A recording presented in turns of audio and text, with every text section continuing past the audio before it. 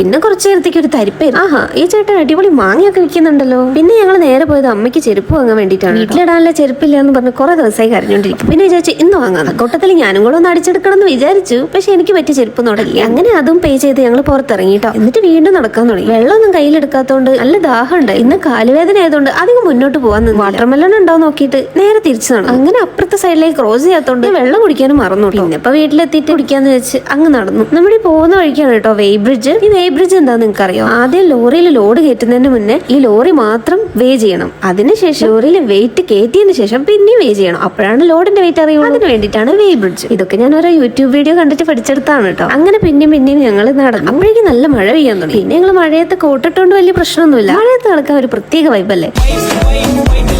വീട്ടിലെത്തിയപ്പോഴത്തേക്കും 391 calorie burn ചെയ്തെന്ന് കാണുന്നത് ഒരു അച്ചീവ്മെന്റ് അല്ലേ. ഇന്ന് നടന്നത് 8058 സ്റ്റെപ്പ് ആണ് കേട്ടോ. അപ്പൊ ഇന്നത്തെ വീഡിയോ ഇത്രയേ ഉള്ളൂ. അടുത്ത വീഡിയോ കാണുന്നവരെ ബൈ.